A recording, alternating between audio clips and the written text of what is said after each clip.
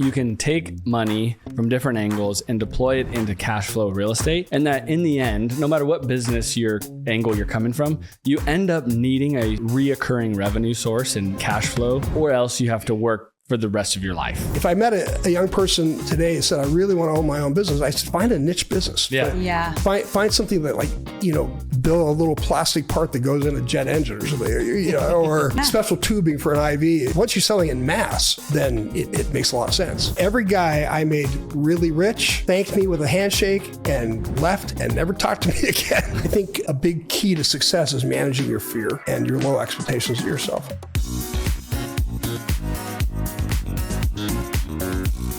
Well, let's kick off another episode of the CashFlow Quest. We got a very special guest with us today. We're honored that you joined us, Bill. So we have the Mayor of El Cajon, which is our mayor, Bill Wells. Welcome. Hi, thanks for having me. This is great. Thanks for being here. We're excited to chat and learn more about you. I've done a lot of podcasts, but I don't think I've ever done a podcast like this. So this should be fun.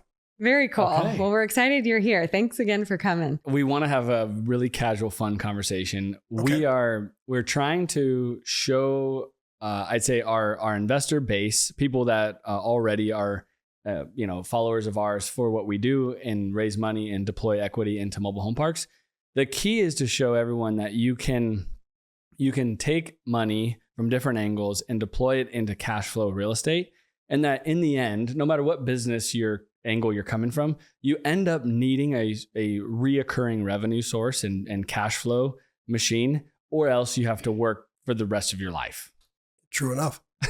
So we open it up. We have a lot of different guests on. And so we'd love to have your take on, honestly, your story. So it's kind of like 1, 2, 3, your original story, where you've ended, like your medical background's really interesting. Mm-hmm. The psychological conversations we had previously, over the last few years are really interesting to me, especially what's kind of going on in the realm of, new trends, let's say. Well, and the mental health kind of talks that are going on mental right health, now. fixation on like anxiety as an example, or things like that. There's a lot going on in that. And so I'd love to start there and then kind of go over towards solving affordable housing. Sure. Let's start with your origin story. So, how'd you get started? How'd you end up becoming a psychology major in school and starting that business with your wife? I actually started off, graduated from San Diego State very early. Okay. And did not want to get a job. So I started touring with a band back east and playing music, ended up in Hollywood, doing songwriting and playing music, working at a recording studio. And then eventually I met my wife, who wanted to have a house and furniture and pretty things to create a home. Yeah. A car that drove over 30 miles an hour. And so I grew up a little bit, like we were talking about earlier, and I went back to school, got 2 degrees. One, I got my RN degree, which I thought would be a good degree to have while I was working as a musician. And then I got more interested in it. I started working in psych almost immediately. Okay. And I went back and got my doctorate in psychology. And so for a long time, I worked in hospitals, doing almost everything you could do in a hospital, mostly though, working in emergency rooms, doing psychiatric evaluations. Oh, okay. And then I had an idea for a business that was still based on psychology and psychiatry, and launched that about a dozen years ago. And my wife and I run that, and that's what I've been doing since then. That's the mental health aspect. Okay, so you saw a gap when you were working in the hospitals and had that idea to start the company with your wife to try to solve for that. When everybody starts a company, I think the mistake that people oftentimes make is that they want to do something cool and interesting, and pretty much what's always been done. It's like, remember when everybody wanted to open up a coffee shop because Starbucks made a bunch of money and everybody said, I'm going to open up a coffee shop. And everybody I know who did that, they failed because they're going up against highly capitalized companies. They don't have the advertising budget. They don't have the name recognition. It is really hard. So I never wanted to do that. So I saw an opportunity where the federal government changed a law that said that federally qualified health clinics couldn't just do primary care. They also had to offer ancillary services like psychiatry and chiropractic. And so I went to these all these companies are kind of struggling how to now add that dimension to what they're doing. And I said, let me do it for you. And they said, great, I'll hire you. And I said, no, I'm going to start a company. My company will do it for you. And then I ended up getting about a dozen clients like that around the state of California.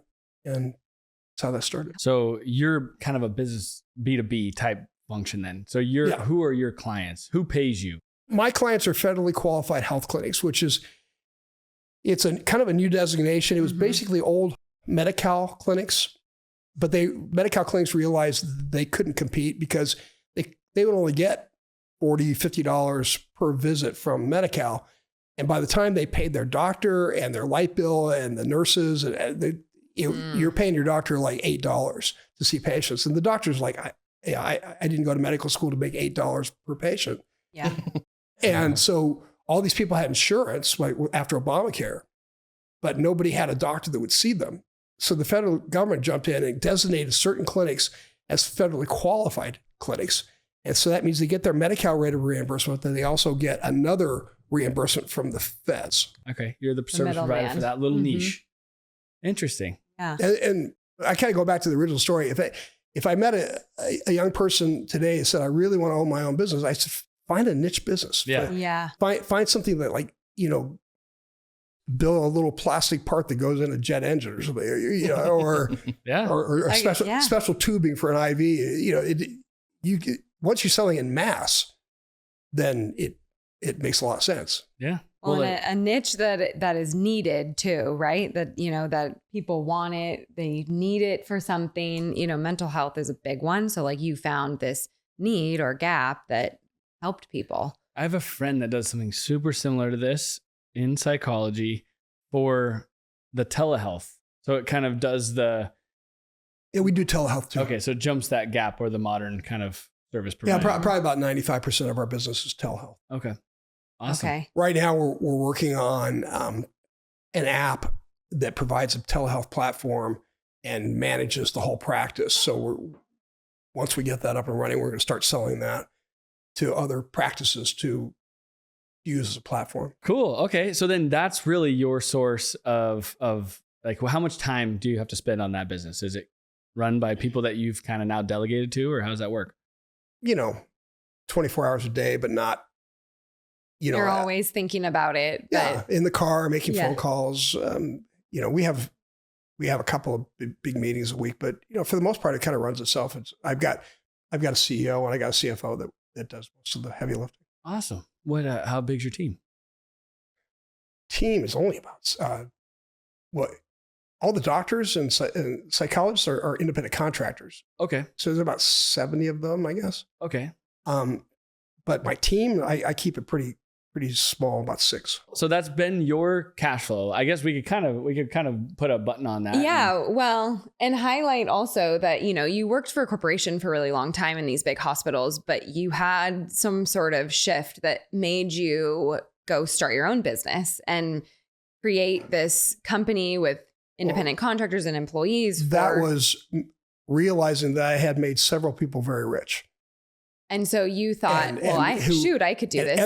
Every guy I made really rich thanked me with a handshake and left and never talked to me again. and I realized I'm going to be working a shift in a hospital till I'm 80, and then I'm going to have to live on Social Security. And there we go. Yeah, I got to do something. And so I got very focused on finding something that would give me mailbox money into my old age. Of course, which is what we love and preach and, encourage people to keep investing so that they earn mailbox money. How old were you when you kind of had that awakening? Yes. Oh, it was probably 45. There you go. Okay. It was young enough, right? To start. I wish I had started a lot earlier. I did, and I don't know if you know this, and this might be applicable to the people that you're asking to invest in your company. Getting older, I realized that fear stopped me from many, many opportunities that could have gotten me here a lot sooner. I think a big key to success is managing your fear and your low expectations of yourself. Yeah, I would agree with that. I think the uncertainty or not the awareness and, I think it comes back to, I'm going to say it again, the uncertainty of like, you don't know, or you're unclear about something, you're kind of fearful in a sense. And so you have to just educate yourself or. Well, we went our version of kind of figuring out our strengths. We've had to do so that. I'd love your take on this as we this is a fun thing to pull back a couple layers of the onion with you on specifically. So we started going to Tony Robbins trainings, specifically just us. We took our dad on the first one when he was still around. And my dad had the awakening to passive income I'd say he started thinking about it in his 50s, but he had to close his construction company at like 58 and reboot. And that was where we started a company, the three of us, he was 59, 60 years old. So like he was, 15 years behind you, let's say, in that awakening.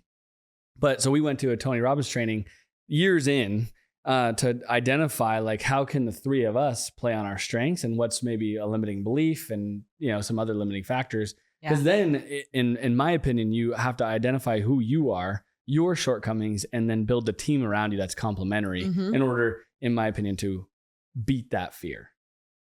Because you can do it by yourself, but I feel like it's way more rare to make that jump. Which would you think maybe your wife who works with you, that you complement each other and where you made a good team? Is that? Or how'd you conquer fear? Exactly. That's the big question, right? I think that goes back to politics. So I started in politics when I was about 40. Okay. And I was very fearful about that. And I was positive that nobody would take me seriously. I'd go to these big meetings and nobody would even look at me. Nobody would talk to me. Nobody would shake my hand. I'm like, I'm nobody. It's going to be really hard to not be a nobody and to get anybody to pay attention to you. And, then I realized it was just like all hard work. It was just having 1,000 breakfast meetings and phone calls and handshaking and just getting to know people little by little and having them give you a little bit more opportunity and taking advantage of that. It wasn't like this magical spell that I kind of thought it was. Yeah. It was just having some basic skills and just hard work. And that kind of translated it kind of opened my eyes to everything. I was like, well, why wouldn't that same principle apply in business? And did you find that it did? Yeah, I'm a huge believer now in, being able to do whatever you want to do as long as you have a realistic plan. I think, for me, a lot of people come to me and say, I've developed a new Coca-Cola. It's basically the same thing, but tastes just as good. And I want to market it. I like, Coca-Cola is like a $100 billion company or something. They're going to crush you. They're really squishy like a bug. Yeah. They did it to Virgin Cola. Remember that? He actually did that. The Richard Branson. Yeah, he did it. He literally tried to go toe to toe and got squished like a bug. And he had a little capital behind him. Yeah. So so it's got to be realistic. I think if your business idea is too grandiose, then yeah, you're going to fail. And so we have a saying too it's like there are no real shortcuts. Like you can't. I've never found one. Maybe you hit a little slick oil every once in a while and you get lucky because you've been playing the game diligently for years. You end up getting some really great deals done or whatever.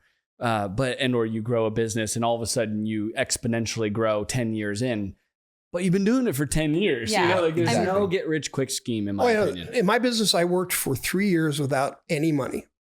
Yeah. I had to work overnights at the hospital and then come home, take a shower, and go days at the business. Yeah. And you're feeding it money. Oh, yeah. At that point when you're booting something up. And I can't tell you how many times we almost didn't make payroll. Ouch. I feel like there's a fear factor. And then in addition, there's a comfortability. Like I run into people a lot of times where it's like they get comfortable at a very baseline. There's that little tinge of fear. They know that they could elevate, but also they're comfortable enough to where it's like, the water's fine here. I'm not going to even attempt it. And I'm not sure if I'd be a good super rich guy, because I think I'd get to a point where I had $15, $20 million in the bank. I was like, why do I have to work anymore? I've got enough, that more than I can ever spend. It takes a certain kind of person to say, no, I got to have $100 million company. I've got to have 100%. Yeah. And that's to each his own. I guess. So far, I haven't had to make that big decision yet. So. Yeah. Well, I hope you do one day. We'll see. Well, speaking of people like that, and we can segue into politics, I feel like that was such an interesting thing. No matter what side of the aisle you are on, what we witnessed was a phenomenon of a human being. Watching Trump deal with the amount of pressure, like, you have to be a little crazy to have taken that onslaught on and like not gone completely insane. The first round or the latest round? The latest round, without question. The first round, I think there was there's some naiveness to it, like not being in that political realm. Maybe I'm wrong. But then to go back in to deal with the full beehive of the world. I think there is a lot of naiveness. People coming into politics for the first time at a certain age. Certainly we saw that with Arnold Schwarzenegger, right? Sure. Yeah. He made a quick decision, said, I'm going to run for governor. 3 months later, he is governor. Mm-hmm. And I saw him saying, I'm going to do great. I've done great with everything I've ever done. And these people are going to do exactly what I want them to do. And how can they say no to me? And he realized pretty quickly that they weren't all that impressed with his celebrity status. Yeah. And I think Trump, the first time, I think he ran into a lot of that. Yeah, he got caught up in the swamp big time. It's sort of proven now in hindsight that like he thought he had made alliances and then they completely turned on him. It was a rough go for him. Well, it's what is that saying that Harry Truman said, if you want a friend in Washington, get a dog. No kidding. You can't trust anybody. Yeah. So on that point, how did we get into politics? What was your, obviously you have your pivot into business for entrepreneurial aspects, but the politics, that's a whole nother cup of coffee. So how did you get into that? Well, it's kind of odd. So I was working as assistant administrator of a hospital, and Gray Davis had stolen $20 million from us. Not just us, he stole it from a lot of hospitals. It's called disproportionate share funding. It's the amount of money that the feds would give us for all the unfunded patients that we were seeing. And it was funneled through the state of California, who then would pass it through to the hospitals. But Gray Davis just said, no, I'm going to keep it. And so And for the listeners, who is Gray Davis? Oh, he was the governor before Arnold Schwarzenegger. Okay. Yep. So Sharp and Scripps, they hired political consultants to go and work the Sacramento assemblymen and Congress people, or senators, state senators. My hospital was a 65-bed hospital. Couldn't afford anything like that. So my boss just had this huge amount of faith in me. He said, you can do it. I said, oh, no. He goes, just go. You'll be fine. So I remember flying up to Sacramento thinking to myself, I'm about to meet the most impressive, smartest people I've ever met. These people are assembly people. They're state senators. He's like way above me intellectually. And then I started meeting with them in their office, and I'm like, maybe not so much. They're pretty regular. And some of them were like, I had to explain things to them. They didn't understand basic concepts. And I was like, wow. And just kind of, I remember going out to dinner with my boss and telling him the story. And he said, you should. And I said, oh, I'm not interested. You should. And he got my wife involved, and he's like, he should run for office. And she's like, you're right, he should. Oh. And then they were both like after me all the time. And I was like, how would you even do that? I don't even know how you would begin to run for office. You'd go up and say, I'd like to be the mayor, And so why the mayor though? Would that impact your facility at the time? Like what? No. He's still my business partner. He's one of my business partners, but he just thinks big. He always wants to like buy a newspaper or, he's a schemer. Yeah. Very successful guy. Yeah. Yeah. And he just said, I think you should run for office. He goes, it will lead somewhere sometime. So I I talked to somebody who got me to run for school board. I ran the worst campaign in the history of campaigns. I had no idea what I was doing. And I got whooped. Got whooped like an 88-year-old lady with Alzheimer's. She just maybe had a better here's a funny story. scheme. I remember I went to a debate with her and I saw her driving up and her car was sparking and, just making all this noise and just sparks flying everywhere. And she drives up and I looked like there's this big lawn chair under her car. And I said, hey, there's a lawn chair under your car. She goes, oh, I thought I hit something around Palm Springs. It's been acting weird. I'm like, okay. Anyway, she had been in the school board for like 28 years. And she whooped you. And she beat me. So then I said, well, okay, I have proved. You're like, wait, this kind of pisses me off. No. It was the opposite. Really? I said, if that lady can win. Everybody leave me alone. I did what you asked. I got beat by the 88-year-old I got lady. whooped. It's obviously not for me. Got it. But then I got a call 2 weeks later from the mayor of El Cajon who said, hey, I kind of liked your campaign. He goes, would you like to be on the planning commission? And I just said, well, what's the planning commission? And it's kind of like the minor leagues for city council. They make a lot of land use decisions.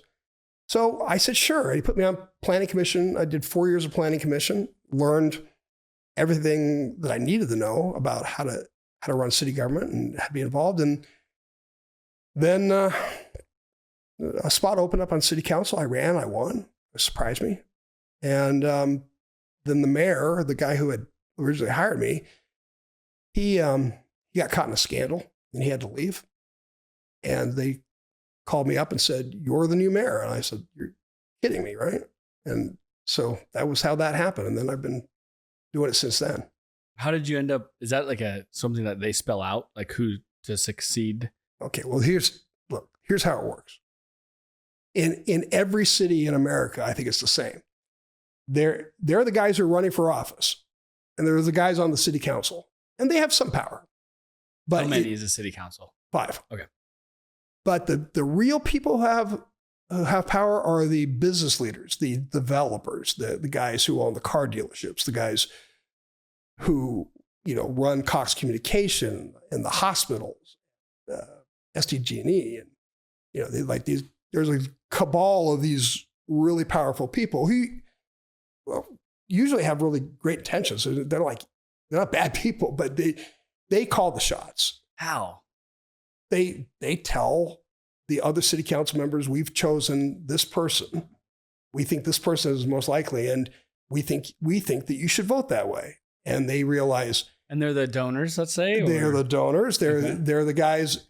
They're the guys who can turn the spigot off in a heartbeat. And they liked you in this case. They liked my business aptitude.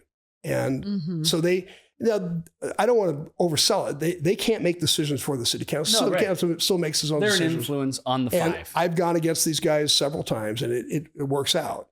But they were able to encourage the other city council members to vote for me to be the next mayor. So are there meetings? Is this like a particular, do they go to the city council meetings? No. How are they influencing these people? Just going out to breakfast, lunch? They're an ever-present part of every city. No shark fish tank with the white cat on the lap. $1 million. Well, that would be cooler.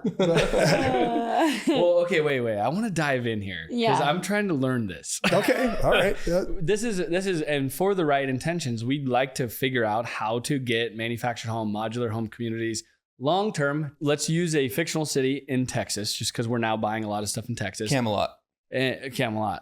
And that's fictional. And we have friends that are involved in development and land use, and they have, I'd say, awoken to the fact they've been doing it for a long time. They're 20, 30 years our senior, and they have figured out that spending money in certain directions always works. Net huge results on land approval. Yeah, I'm surprised that more people don't do it.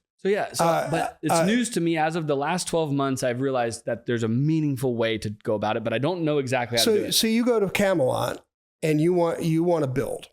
Mhm. And you first thing I would do is I'd meet with every member of the city council. Plus I'd meet with the city manager. And, if you can, try to meet with the chief of police and the chief of fire. Just make sure everybody knows who you are. Don't make any asks. Just say, hey, I want to do business in the city. I want to know who's here. I want to take you out to breakfast and Get to know you. Yeah. Mhm. Because just like my business, everybody's business, in the end, it's relationships that get people to help you along the way. I agree with that. Yep. I mean, it's not all just dollars and cents. Some of it is, but a lot of it is like, I can help this guy. I can help this guy. I like this guy. I don't like that guy. So brokerage in real estate is the same way Yeah. in our realm. Whoever has the relationship with the brokers or the seller, let's say, and if you have a good relationship and a good standing and there's 5 offers, the person that has the best relationship Sure. wins. Absolutely. It's the same format. It's just a little different. So I meet with all of them. When I'm meeting with my city council members, I would ask them questions about the business that you're in. It's like, we work with modular homes. How do you feel about that? Hey, do you have any developments like that out here? What's the city's overall acceptance of that or dislike of that? And figure out which ones are going to be more on your side. And then use your First Amendment right to help those people stay in office. And play a little hardball, but find the ones that are maybe not helpful to your business. And everybody kind of feel like this is like an evil thing, like you're manipulating. No, it's just You're playing it's chess. common. It's a game. It's Yeah. common sense. So let's say there's a city council in Camelot and 2 people Of the are 5. really, against the concept. Yeah. So then you're having a meeting with them, let's say, and you're going to say, hey, we're just after affordable housing. We want to solve this issue. If you're against us, is there a way for me to support you so I can get you on board? No, I would. Or are you you're going out to the guy for that seat? You're trying to replace I do them. think that crosses an ethical line when you're trying to buy somebody's vote. Okay. You're trying to change their mind. I think the way I'd approach them is, are you pragmatic about this issue at all? Is there any compromise that we can make? And if they're completely against you, I would just stay away from them. And that's just my opinion. There are lots of other political consultants and people that go ahead and do exactly that. And, I'm sure those results can be satisfactory. I think you have to use your instincts and get a sense of, and for me, I'd also take a look at the rest of their stand, what they stand on everything else. Well, sure. If they're repugnant to me in every sense of the way, Yeah. Yes, I understand. But So if they're like 60% on my side and 40% against me, I might want to work with that. mhm. I get it. Yeah. If it barks like a dog, walks like a dog, and it's against what the rest of your belief system and morals, then you wouldn't want to align with them at all. But if they were just off on this concept of affordable housing and you could influence that piece, that's different. Well, like I have Democrat friends, not friends, but acquaintances that are like we radically feel differently about the border, but there are a lot of things that I know that they're a good person and they'll try to help their constituents and do the right thing. I'm not going to be actively against that person because it's just a different opinion. Mhm. But usually what I find is when people are against me in a certain area like that they, I just generally disagree with them in everything they stand for. Okay, so let's take it to the end. So we've made 3 good relationships out of the 5. Right. Yeah. That's And right. is that in the end, does that the 5 get a vote on if that proceeds and that project gets approved? But then take it to the next level. Yeah. In your conversations with these guys, say, who in the community do you really respect? Who's an influential person in Camelot? And they'll say, oh yeah, you got to talk to John Maxwell. He's kind of in the middle of everything.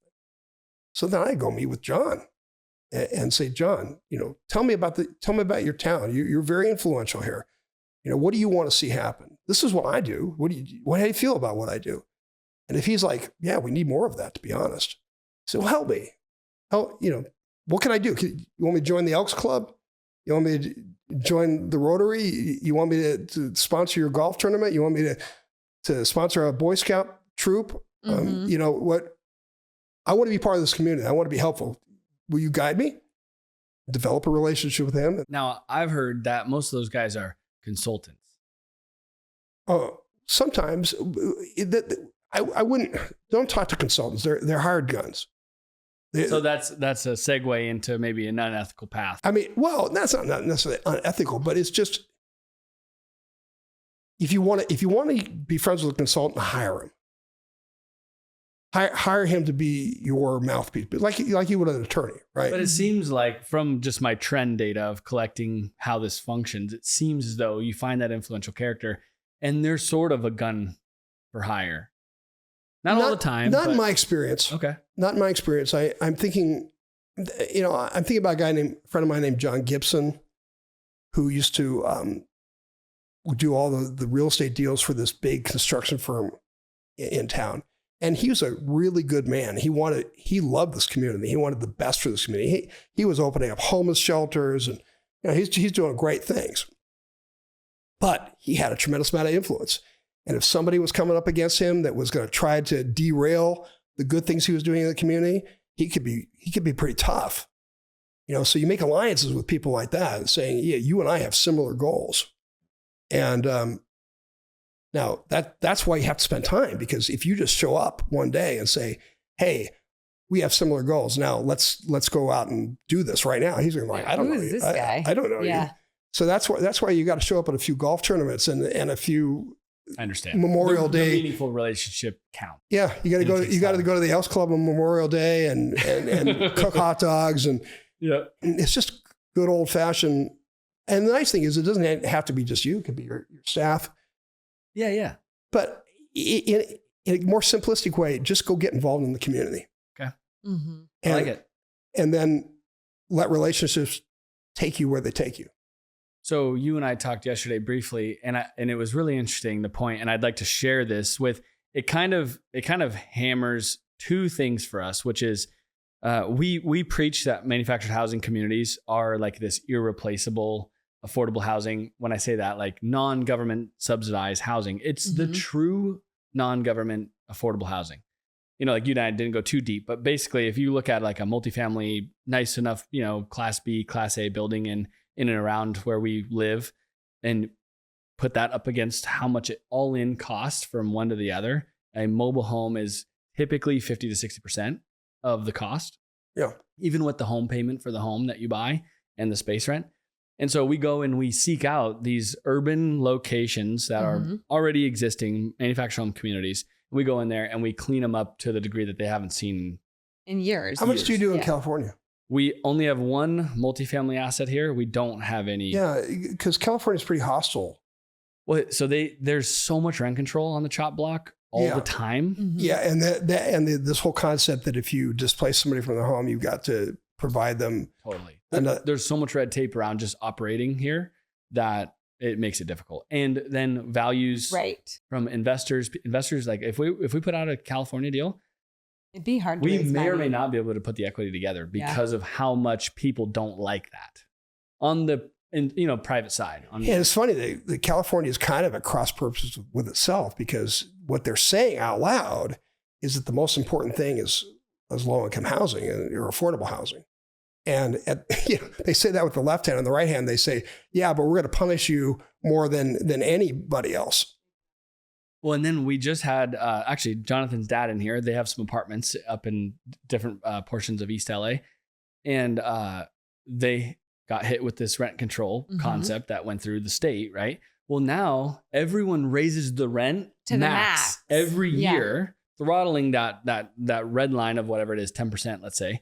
Because if they pass another rent control law, you don't want to be left. You don't be stuck. They're fearful that the law might change again. Everyone's forced to basically push rents, even to an uncomfortable level, and deal with turnover at a heavier percentage, so that you can get your building before they pass another rent control. Right. Isn't it ironic? The state of California did accomplish exactly what they didn't want to accomplish. They made it harder for people to live. They did. And if you're living below the poverty line, a $600 a month increase in your rent is going to destroy you. Yeah. And then in addition to that, you don't want to spend any more money on that asset. Right. Because it's like questionable where that's going to go from a valuation standpoint. Lenders don't like it. It just boxes you. It makes you go really defensive as a landlord.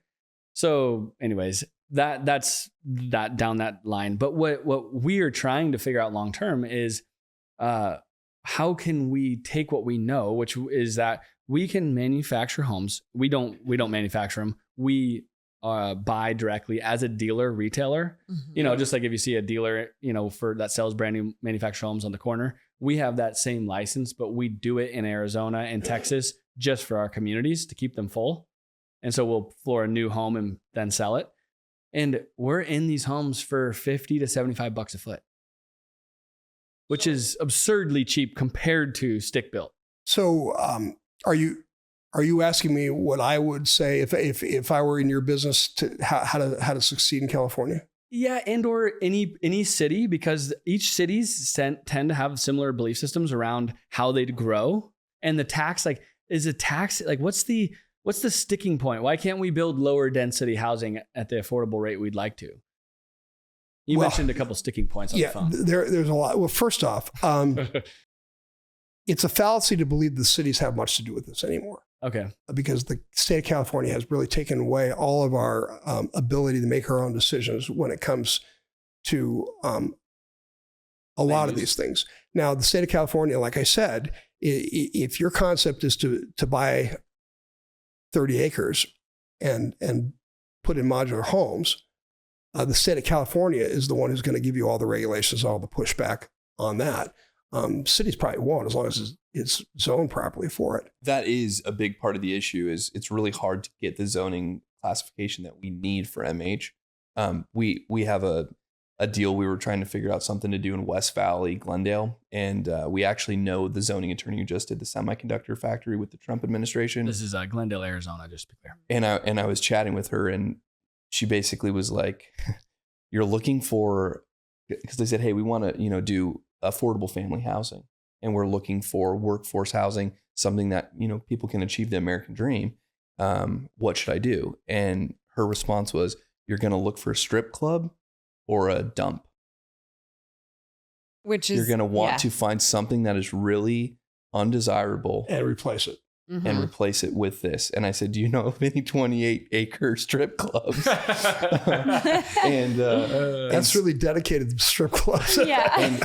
Because it's the zoning that's really kind of been the linchpin, at least in our conversations. Well, let me go back a little bit. Rather than talk about what's impossible to do and what's difficult to do, maybe talk about opportunities. I'm looking at ADUs.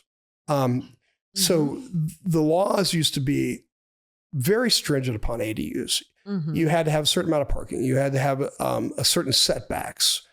It has to be a neighborhood that can handle it for infrastructure wise. And the state of California said, no, you can't stop anybody from building any ADU, even if there's no parking, even if there's not enough water mains, even if there's not enough infrastructure, even if the streets are going to take a beating, you have to let them build. Not only that, but you have to allow lot splits, and you can allow like up to 4 ADUs, depending on the size of the parcel, per parcel. So it's basically taking neighborhoods like mine. I live on an acre, and all the other houses around us have an acre. And one guy right across the street from us built 4 ADUs. And on an acre lot? Yep. Okay. He's got his house and then 4 ADUs. Oh, wow. And I think he's got his whole family living there. It's become a family compound. Oh. But there's no... That would have never happened. Yeah. No. If you're not worried about the neighborhood and you're like, I don't care. It's America. I want to make money. And I know you don't like it, but I'm going to do it. Right. You can do that. So rather than get into the moralizing about whether that's right or wrong, it's an opportunity. We had another guy sitting in that seat that's crushing it with ADUs. Now, but they go. He lives across the street. Thank you. Thank you.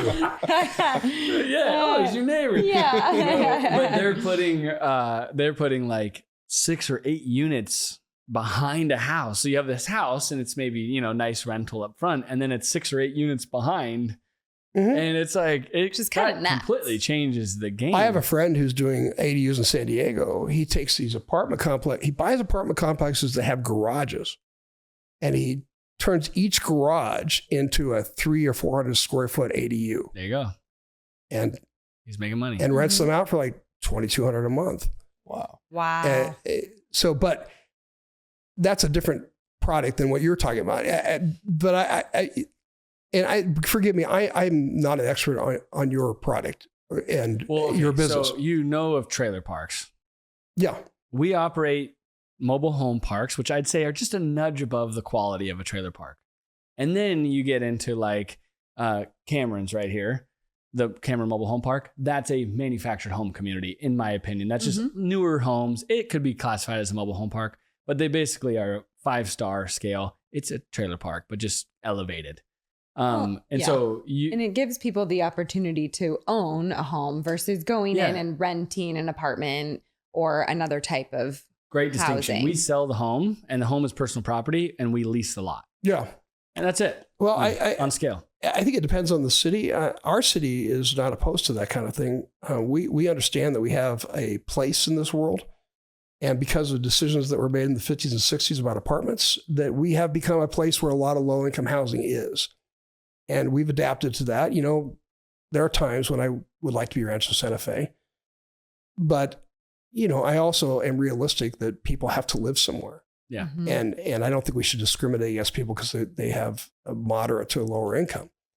So we're always looking for ways that people can live a clean and comfortable life and not have to pay as much. So I think there's a lot of cities that are open to what you want to do. But I think it's your problem is the state of California. So basically, it's not likely to get a newer manufactured modular home community, land lease community approved in California, is your point. Yeah, I don't know. I've never tried to do it. I was talking to my city manager this morning about it. And he says there's just so many regulations. Like if you have a Winnebago that's on a lot previous to 1985, no matter how dilapidated or not, you have to give them rent assistance. You have to put them up. If you move them off their property, you have to put them up in an apartment that you pay for. So the regulations basically have completely covered up the opportunity of doing this in the modern day era, other than what we talked about. Like we have friends doing it in Texas and maybe some rural parts of Arizona. So then what you and I kind of pivoted to is you sort of have to play towards the opportunity if you're going to do it here. I think so. We talked like I saw 100 acres for sale and then you're like, oh, that's in the county. I'm like, all right, dang it. And here's where politics come in. I don't mean to interrupt you, but yeah, you know, I know a lot of people say I'm involved in business. I don't want to get involved in partisan politics. Well, let me tell you something. Partisan politics is shaping every aspect of our lives. If you had in San Diego County, if you had a Republican conservative majority, then you could build out on that 100 acres because they would change the zoning and the VMT. That's the vehicle miles traveled, which is a tax that the county will put on rural communities to make up for their carbon footprint. But they'd make an exception on that or something, or we would get rid of it. Okay. But, you know, right now, if you go out into Flint Springs or actually Warner Springs, okay, I don't know if you've been out. Yeah. Been out there. It's like it looks like the Old West. You know, there's like thousands of acres that are. And it's a lot of plains and rolling hills. It's not like crazy. It's beautiful. Yeah, and you could build 1,000 units out there and develop a nice little community like Alpine and there are a lot of people in San Diego that would want to live out there. I don't think you'd have any trouble selling them. But the county's not going to let you do it. They have a 1 unit per 60 acre rule. Well, there's a little black butterfly that flies around. Exactly. It's the lizards, and I had a friend who was developing out in the desert, and they stopped his development because they said that there's this little lizard. It was stopping their mating pathway. He had to get, the guy had to pick up his girlfriend on the other side of the house. So and my friend said, I think if they're really interested, they'll walk around the house to get to their girlfriend. But yeah, I agree. So do you have any tricks to get around that type of like environmental red tape? this kind of comes back to your original question, is like, how much do we need to get involved? Right. How much do we need to invest? What relationships do we need to have? In San Diego County, I can't speak for other counties, but in San Diego County, you've got to get conservatives, Democrats or Republicans, but realistic conservative people that understand business and understand that people need a place to live. You got to get them on that board. Mm-hmm. And it costs a lot of money because you're up against the unions who don't want anybody living in the country. They want everybody living in union-built housing in downtown San Diego. Mm. And riding on union-built trolleys and yeah, what he Gotcha. was mentioning on the phone when we were just kind of quickly rapping about this was that in essence, it seems as though it's trying to reduce, it boiled back down to like the greenhouse emissions and the use of automobiles, and they want to urbanize to reduce greenhouse gas consumption. But then they're realizing it is actually not just burning oil through cars. It's if you charge your Tesla and use it a lot, then you also are going to be burning some type of using energy. And so now it's vehicle mile traveled. right. That's the new buzzword. Remember they used to call it global warming, and then they realized that wasn't a very good way to sell their idea, so they changed it to climate change. Okay. Now they've gone from greenhouse gas emissions to vehicle miles traveled, so they can encompass All travel. the new mantra is that anytime you're in a four-wheel vehicle, you're doing a bad thing. You're consuming energy. Yeah, and they want us all to live in very highly dense, populated areas like the downtown San Diego area. But to be cynical, there's also a financial gain in that. Why do you think we spend $2 billion a year on transportation systems that nobody ever uses? Right. Well, that has to go somewhere. Mm. The money goes somewhere, right? Well, it goes to Sandag, who then hires unions to build these trains to nowhere and these buses that nobody rides, and then union bus drivers. I think we're at a point in politics where you need to start looking at the money for everything. Like the homeless situation. Why can't the homeless situation be solved? Though I say it's too complicated. You know what? It's not complicated at all. It's very easy to solve. But you would have to take the money out of these NGOs who are making billions, and they don't want to do that because the left-wing politicians who funded these NGOs get the money back for their campaigns and stay in perpetual power from the same people that they've given the money to. So when you come up and say, "Hey, I've got a way to solve homelessness," I don't want to hear that. That's There's no incentive. Homelessness is a In great fact, part. It's the opposite of incentive. It takes money away from It's a them. great scam for us. It would be like going to Coca-Cola. I was picking on Coca-Cola today and say, we found a way to save 100 million lives a year by, and you just have to give up selling your product. And they're going to be like, well, of course they'll say, well, we don't believe it's going to save 100 million. But even if they believe it, they're like, well, that's their problem. Our doctors are saying it's really good for you, actually. Hmm? Coca-Cola is going to have doctors that say it's really good for you. Exactly. I know this is horrible. I do about I love Coke, I too. will preach it. I will preach once or it twice a week. on the other side. Warren Buffett and Charlie Munger own the controlling interest of Coca-Cola, and they are both lived into their 90s. Yeah, and they drank it every They probably day. don't drink. Oh, do they drink it too? Oh, Warren Buffett sees candy and washes it down with Coca-Cola, baby. Yep. And he's 95, and he just stepped down as CEO. So, I mean, I don't know. I might be like the elixir of life for all I know. Might be. I think, at least my take, and obviously we have like minds when it comes to this portion of the discussion is obvious. And I think it's becoming blatantly obvious to the masses. Like you see it now on social media where we know that there's this type of, golden handshake that's happening that's affecting our world around us. What I think is really interesting is I always refer to the left side of the aisle as the peripheral. Like when people vote, you know, we were talking about different language that's used to talk about things. It's like, it's not about abortion, it's about women's health, things like this, where if you're not super involved in politics and you hear that, you go, oh, well, that's this. I mean, why? How could I vote against that? They emotionally connect. Correct. Mm-hmm. And then they vote. But they become very involved. It seems like the left side of the aisle is much more involved on a lower level of politics. There's more people running for school boards and these things.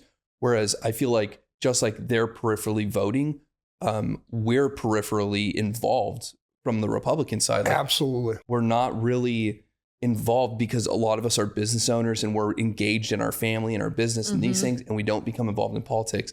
And so it's kind of empty chairs rooting for us. It's your first amendment right to get involved politically with whatever candidate you want to be. Sure. I'm just surprised that more business people don't do it, because it's really not that huge an investment.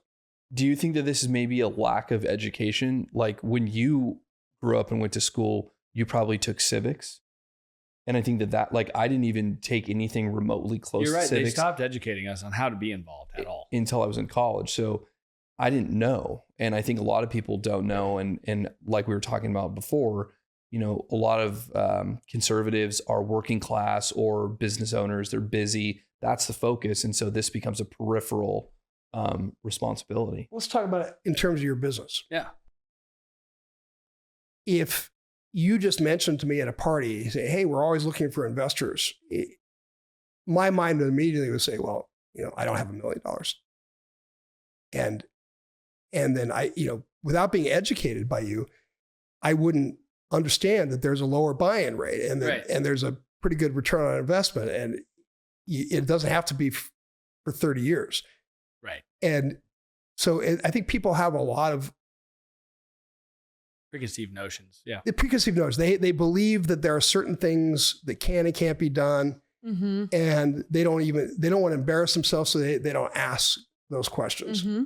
And I think that's again, another advice I would give to a young person is, you know, don't be afraid to go out and research these things and ask people, how do I do what you do? And how do I get involved in your business? And, you know, would you ever be interested in hiring me as an intern? Or would you ever, you know, I have $20,000. Could you take that as an investment? You know, the worst thing, people just can't stand being said no to, but it doesn't hurt you. It doesn't kill you. Oh, Well, you're in man. the same spot you are now, except There's no such you're thing. asking. Yeah. There's no such thing as dumb questions in the end. I mean, well, like actually, I think the best place to ask dumb questions is to your CPA to understand taxes and They don't understand. even understand it sometimes. And I We apologize. Hey, buddy. But like now I pay them a lot of money. So they take my phone call and it's more of a fun interaction, you know? And the worst thing is the internet, right? I see these reels saying, if you just put your money in this kind of a trust and then you never Lord. pay tax. I call him up. I say, hey, he goes, oh, you can't do that.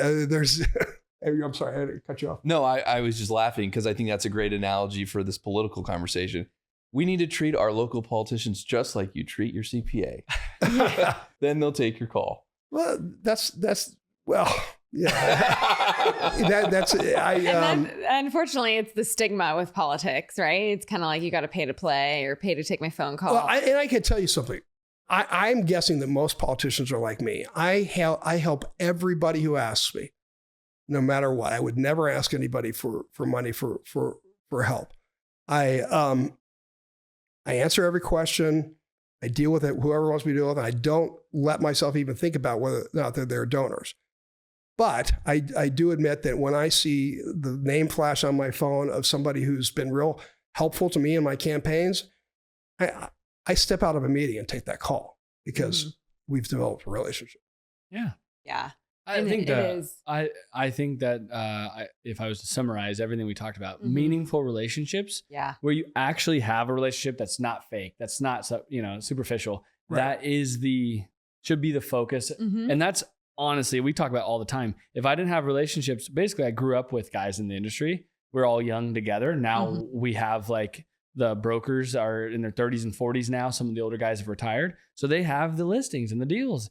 Well, if I didn't have those relationships, we wouldn't get anything. And so it's very relevant across the board. Build meaningful relationships. I think meaningful relationships in any industry that you're in, it makes things happen and 100%. things shift. So have you noticed that younger people are not grasping that as much? Because in my own business, all of the contracts I have were based upon me developing relationships with CEOs. And I'll talk to some of my younger people who are doing operations now, and I'll say, well, when's the last time you had lunch with the CEO? And they say, oh, I don't even know him.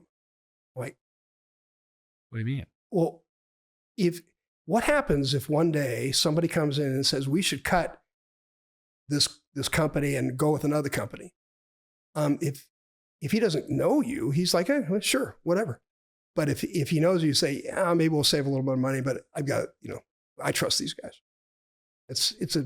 It's weird that I notice that. I don't mean one of those guys who's like, young people are ruining everything.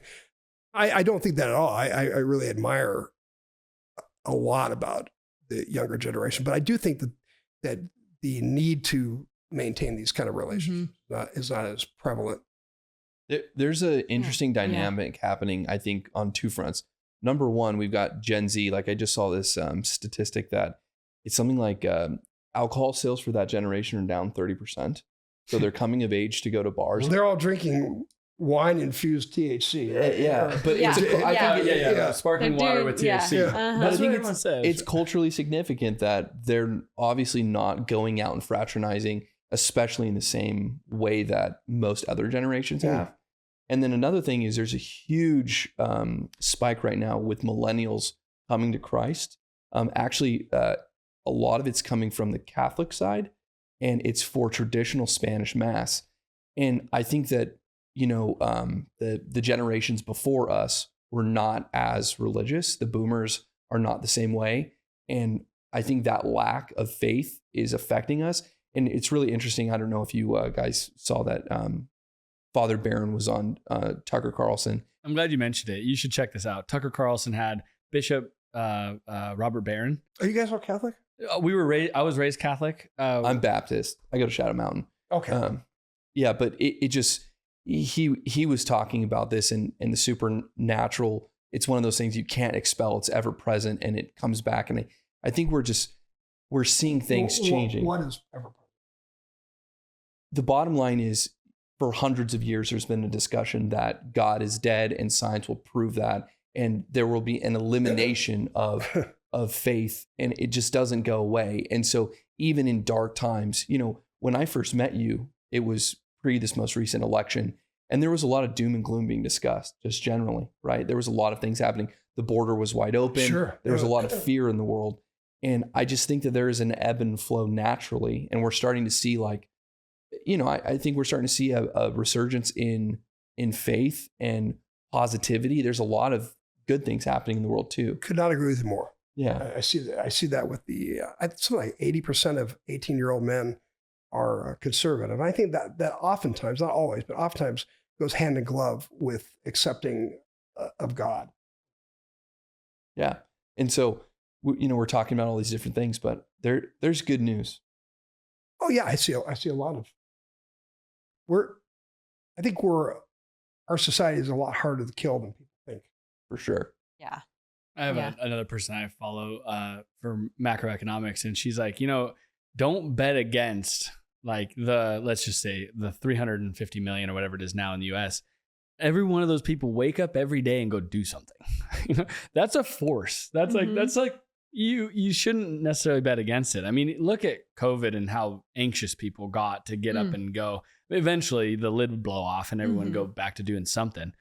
But every action has a counter reaction, right? So COVID was this huge restraining thing, but the result was, I worked in the surf industry for a little bit, and they were sold out of surfboards, snowboards, skateboards. Golf almost died. And now it's like you can't get on a golf course. Yeah. And so, it was this moment of, oh no, like, is the world ending? And now we're kind of seeing winter's over and there's some fresh grass growing up through the snow.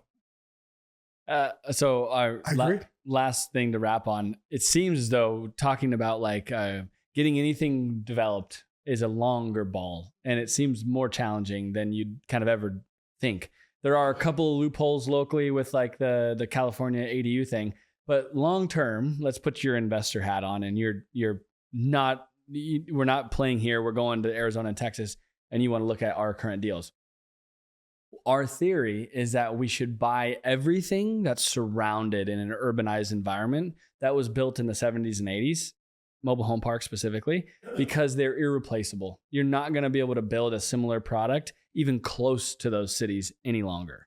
And that's pretty much true so far. And then we'd long-term like to see if there's another path to develop. But one of the things I can tell you is that we've had great success with taking our older blighted areas and building denser living units there. Okay. And we had a lot of people building condos and apartments and nice stuff. And, you know, we learned our lesson in the 50s, 60s by just saying, build whatever you want. Right. But that is, since, I don't know if you know this or not, but the state of California took away our redevelopment money. My city used to get $10 million a year, not extra money, but from our taxes. It was designated for us. And the state of California just said, no, we're going to keep it now. So we have no money. Anything that we build or anytime, like say you came to us and you want to build a hotel and say, okay, we're going to give you, we're going to buy the land for you because we really want your hotel there. We don't have money for that anymore. So we have to be creative when it comes to redeveloping blighted areas. And one of those ways is to encourage building of nicer new things where you tear down the bad stuff, you build something nice and new. And I think if I were in your business, I'd be looking, just like you said about 28-acre strip club. That you'd be looking for the things that are really not dilapidated, old, just run down. Old factory stuff that's not being used for its purpose anymore. You know those areas. Like in El Cajon, we have this area right on Marshall Street, right by the freeway, that really could be nice, but it's all filled with lumber yards and auto wreckers and these really kind of industrial uses. Well, why not take the industrial uses, put them way out where nobody is, and build nice homes and shopping in that area. So when you're driving past El Cajon, you say, oh, look at all those nice things. And I think that would make a lot of sense. You're close to transportation. So we are trying to do that. I would just think that's another thing I would do in your quest of getting to know political people is you ask them, say, is there an area that you would like to see become something like affordable housing? Nice stuff. And or just housing. Yeah. To solve that problem. The fact that you'd like more of a mixed use, nice retail and a multifamily building above that. That'd be a better solution there. And then, of course, another trend is that we're seeing a lot more housing that is also connected to other uses. For example, we're in the process of looking at buying the mall. Mm-hmm. And when we finally get that accomplished, we'll be bringing in more restaurants, higher end shops, probably less of them, more housing on that footprint where people are having restaurants and housing and shopping all in a park and all in this same little area. That's cool. We're excited about that. Yeah. I was just going to add one last thing, because you were talking about how you don't really know our business that well. And I know you're also in politics. I was just reading this data report that came out, and it was funded by the Democratic Party, and it was talking about affordability in the U.S. Had a bunch of top senators on it that we see on the news all the time. And basically, it was talking about what rent should be based off of metrics. And it was referencing the extreme low income, the ELI numbers. And so what we've seen is we pull ELI numbers from local counties that we're in, and usually of a family of two on the ELI. So let's say that's extremely low income. Yep. Let's just say that the average income's $100,000. So extremely low income is usually 1/3 of that. So that'd be $33,000. Our lot rents usually fall right in line with that. So basically, we are directly considered affordable by these left data centers. Is what they're producing is saying, hey, this is what it should be and we have that product. And that's something I think is special and should be protected. And, you know, hopefully we can find more avenues to replicate it and produce it. Yeah. Well, and then we mentioned that, like, you know, basically you'd want to buy up and defend those properties. Exactly. You know, that's another angle that you helped me kind of reimagine. I have another friend that operates mobile home parks, and he's like, you know, somebody's got to protect these, or the cities just want us to blade them and build something else. But like, if we get rid of them all, you know, the affordability is gone. You go into like a higher end multifamily building on these, you know, properties. So thank you for sharing the insight on all the, you know, tips and tricks on how to better make relationships and get into. That was a fun podcast. Thank you for having me. Yeah. This was really fun. Thanks for joining us. Yeah. Appreciate My pleasure. it. Anytime. You're welcome back on the CashFlow Quest anytime, Bill. Okay. Cheers, guys. All right. Thanks for listening. Till next time. See ya.